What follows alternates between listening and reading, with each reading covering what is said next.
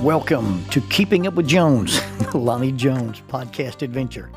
You are going to hear the stories from the eclectic life of a guy who is a professional counselor, a family man, a SWAT team chaplain, outdoor enthusiast, a guy involved with ropes, 10th Planet Jiu-Jitsu, a chaotic Jedi, and who is a recipient of an honorary doctorate from the University of Adversity. Using these stories, we take the facts lead to concepts, and from the concepts we make a variety of life applications. Just a caveat about the facts. Most of the time we will tell you the facts just the way it happened, but once in a while we'll give you the facts the way other people remember how it happened, and that usually includes a tablespoon of embellishment. No harm is meant, just good, clean fun for educational purposes. Please subscribe and share this with your friends or your enemies. It might help them to be better people if they listen. As always, we thank you for keeping up with Jones, the Lonnie Jones podcast adventure. Introducing the Bible degree with digital ministry. Paul used the marketplace and the synagogue to reach an expanded audience. We have access to the internet and social media. I once heard it said that when McDonald's introduced the drive-through window, they did not change the Big Mac, only how it was delivered.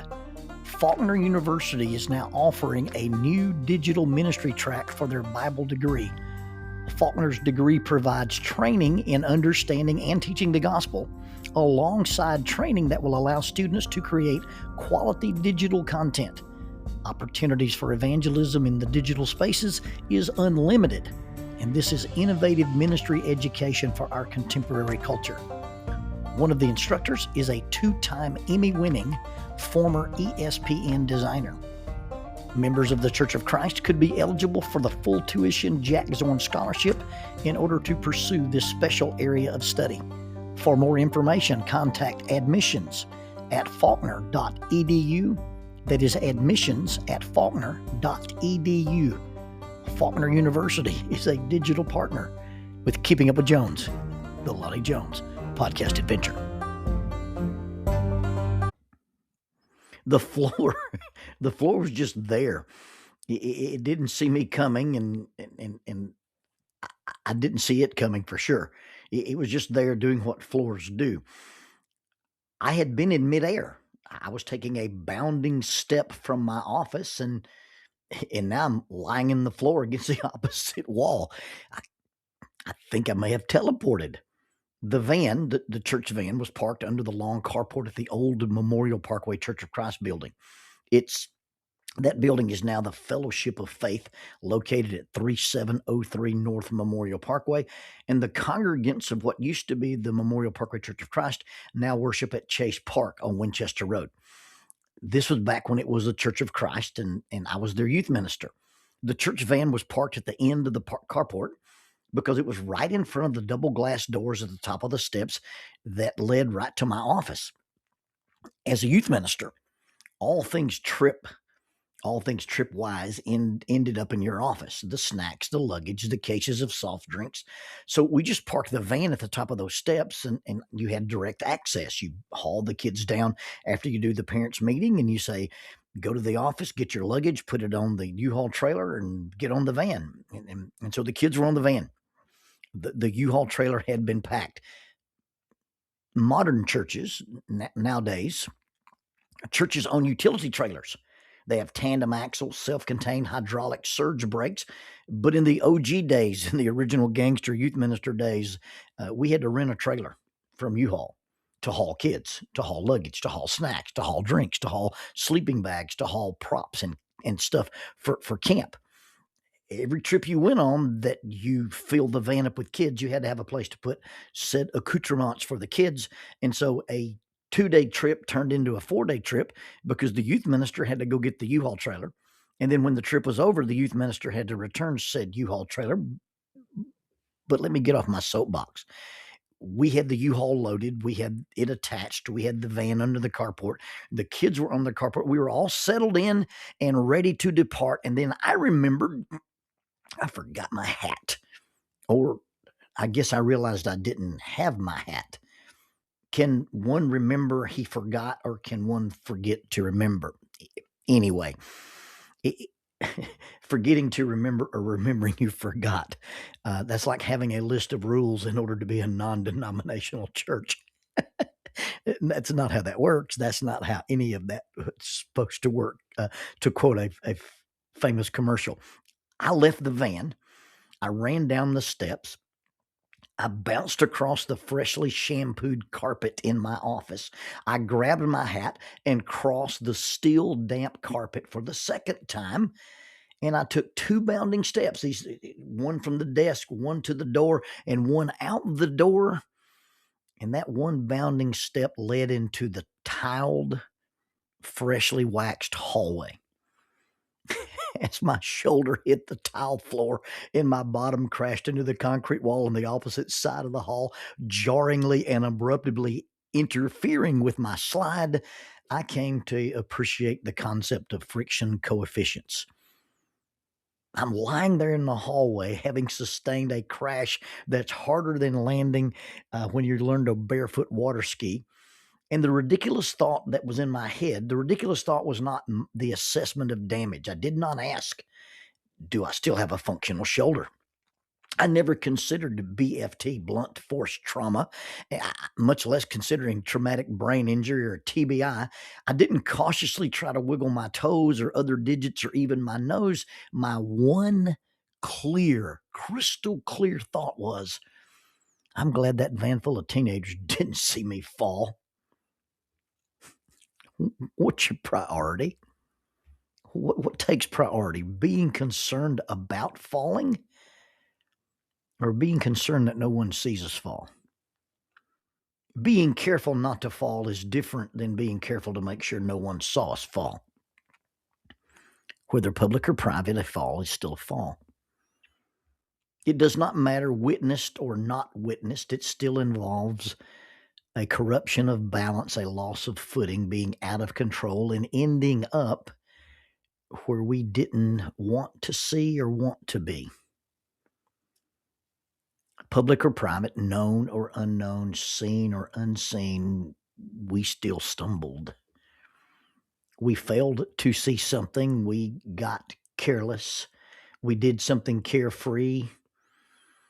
We didn't anticipate the consequences until we found ourselves sprawled out onto the consequences of a misstep or a mistake.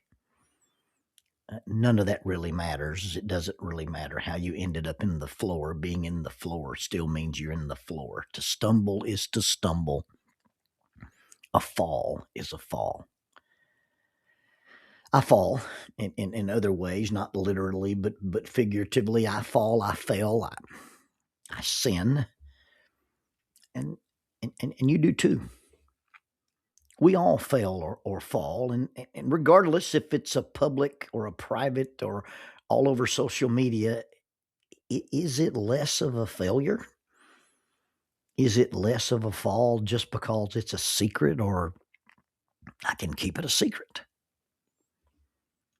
Whether anyone else saw it or not, none of the slips, stumbles, mishaps, falls, or leaps go unnoticed. Now, we're all aware that God sees them.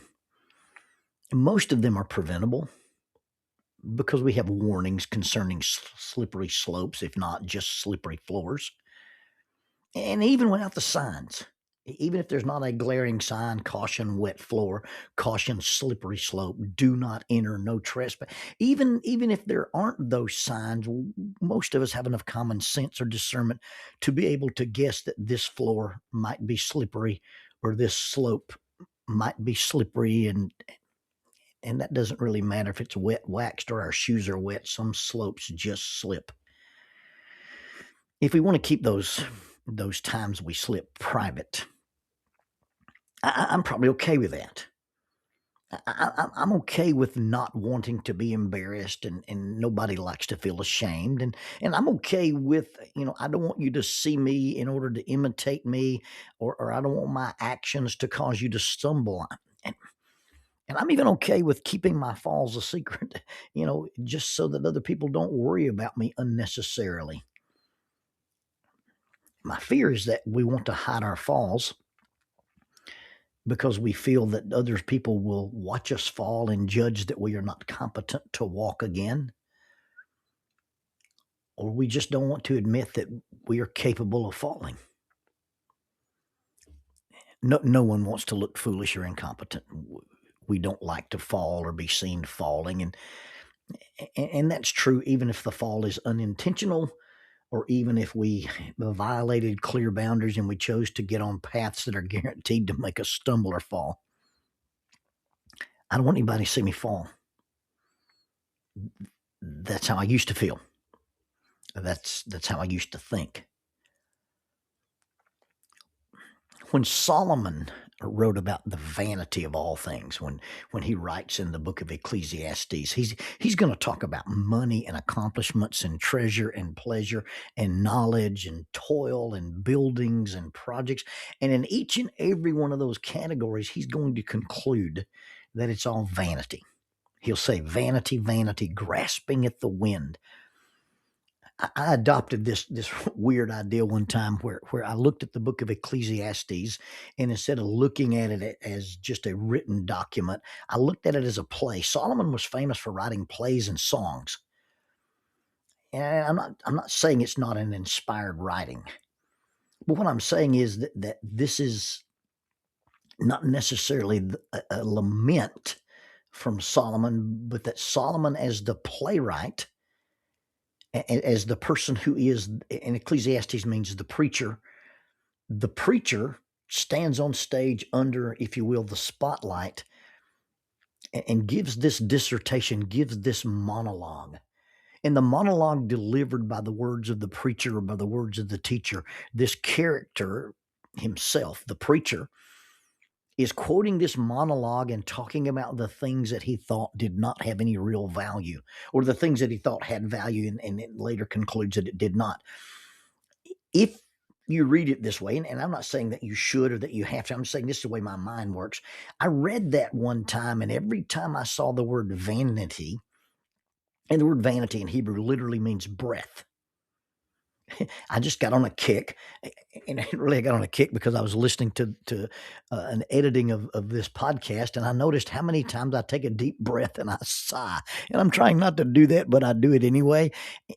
And I began to think, what if you read the book of Ecclesiastes and it was a monologue, and that every time you saw the word vanity, and that word literally means breath, what if you saw that as blocking for the stage? And instead of reading that word as breath or vanity or mist, what if you did what it said and you just took a breath? I've seen everything under the sun. You can work and you can build.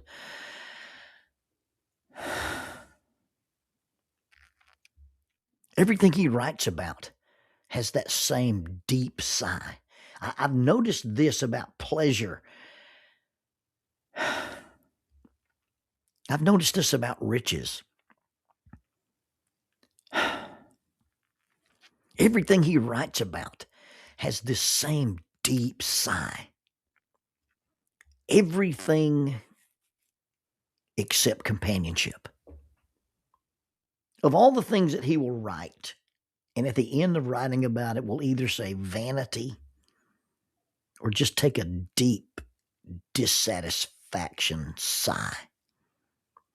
Of all those things, the one thing that he'll write about and he will not give the deep sigh at the end of is Solomon will talk about companionship. Two are better than one. For if they fall, one will lift up his companion, but woe to him who is alone when he falls. Solomon says they both fall. There's not a disparity of perfection or righteousness or judgment. If you fall, I fall, or we both fall, someone seeing it or knowing it gives you strength to stand up, restore your stability, or stand up beside you and be with you as you struggle to get back up. You see, when Solomon talks about life and all the things that are vanity, when Solomon talks about life and all the things that are as useless as grasping for the wind, when Solomon talks about that, and at the conclusion of all of them, he has this deep sigh. The only thing he doesn't sigh about or call vanity as having people who can help you up because they know you fail. I want somebody to know when I'm slipping, stumbling, falling, failing, or have failed. Man, when Troy fell off that rock over at Upper Leda and broke his heel, it was so good when those young people came around that corner and offered to help us. I've been alone when I needed emergency surgery. And I've been with people when I needed to go to the ER. And trust me, it's better to be with people who can walk with you, ride you on a four-wheeler, or drive you to the hospital and sit there while they cut on you. Let's be perfectly clear. This is not the idea of incentivized misery. Now, we have a segment in our society, and they want everybody to know how bad, how sad, how terrible, how depressed, how wounded they are. They want people to know that theirs is worse than yours. And it's not because they want help, but they want the incentives that come with being a sufferer. They want the incentives that come with being a victim. They want to be excused, pitied, given a pass, not held accountable, or just get the attention while they're suffering. And they refuse to get up because once they get up, the incentives go away. What I'm talking about is wanting you to know I fell, or wanting you to see or acknowledge that you see me stumbling and you see me fall and help me stand back up, help me get back up, and help me walk again. If you don't know I fail, you can't help me. If you don't see me go down, you can't help me get back up. If you don't see me stagger or stumble or totter or waver, you can't offer your hand to stabilize me. Wanting you to know I fail, or just being willing to tell you that I fail. And that is tell you, not advertise to the world, but tell you so you can empathize with me, so you can empower me, not enable me to lay there. It's no secret we all fall. It may be a secret that we don't share when we fall, but the secret is that we fail. And if no one knows, no one can help. And that's not a secret.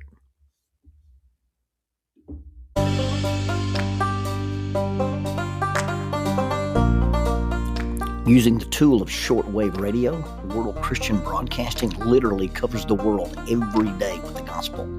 They use two large curtain antennas. One is located in Anchor Point, Alaska, and the other in Madagascar.